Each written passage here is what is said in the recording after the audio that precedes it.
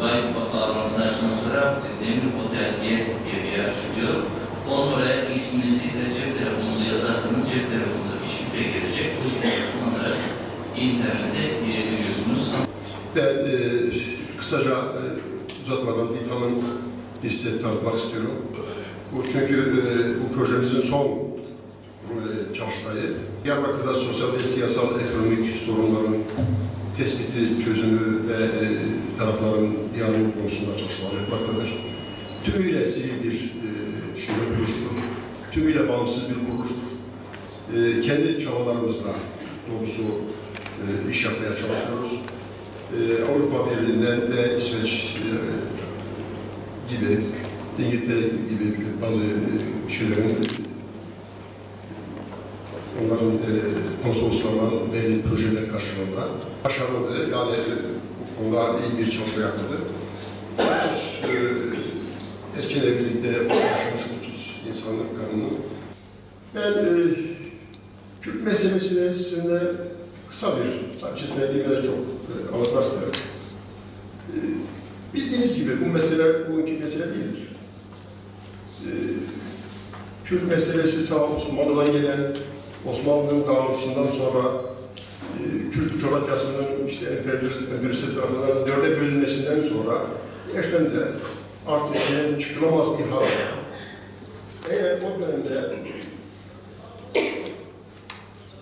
eminim ki Türkiye Cumhuriyeti kuruluş döneminde isteseydi bu konu bu kadar bu noktaya gelmeyebilirdi.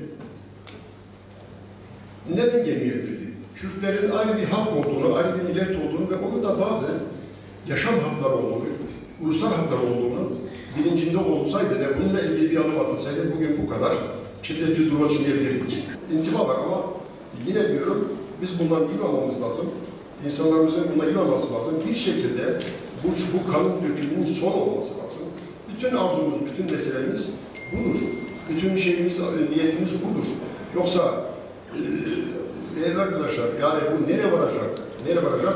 Kesinlikle siz Türkiye nüfusunun 1/4'ine, yani diyelim ki 15-20 milyon civarında Kürt'ü bir kabul edemeyeceğinize göre bir şekilde Kürtlerin de varlığını kabul etmek.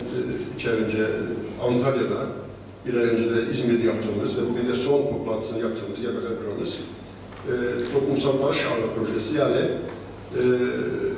toplumsal barış sürecinde sivil toplumun rolü ve etkisi konulu bir çalışmalarımızdır. Bizim çalışmalara bütün bunlar yapılırken de tabii ki basılı, ileride basılacak. Yani bizim içinde bulunduğumuz bu sıkıntılı dönemi sizinle paylaşmak istiyorum. Biliyorsunuz ki geçti bugün artık sıkıntılı bir dönemde barış kelimesinin bile zor olduğu, hatta terörize sayıldığı bir dönem yaşıyoruz. Başlangıcından bugüne her üç projede aynı hedefler doğrultusunda devam ediyor. Her üç projenin de temel hedefi yürütenlerin, yönetenlerin karar alma süreçlerini etkileme kapasitesine sahip güçlü bir sivil toplum birlikteliğini sağlayarak Türkiye'de demokrasi kültürünün gelişmesine katkı sunmak ve Kürt sorununun çözümünde sivil toplumun rolünü artırmaktır. Şimdi bugün toplumsal barış döneminde sivil toplum örgütlerinin rolü isimli bir son çalıştayımızdır.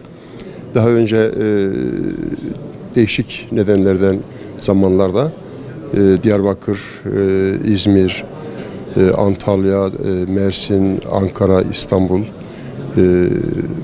gibi illerde yaptık. Diyarbakır'da son toplantımız, bu projenin son toplantısıdır.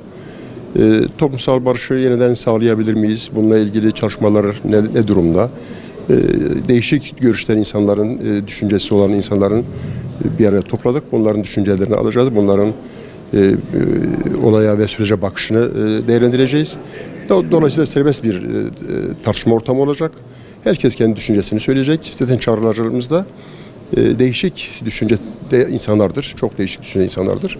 Karşıt insanlar var ama herkes barış içinde, hoşgörü içerisinde düşüncesini ifade edebilecek. Ve biz bunları derleyip toparlayacağız. Sonradan işte bu konuda çalışanların hizmetine sunacağız. Yani yetkililerin, daha doğrusu bu konuyla ilgilenen resmi kurum ve kuruluşların ve şahısların hizmetine sunacağız. Yani tabii içinden geçtiğimiz sürecin özelliklerini biliyoruz.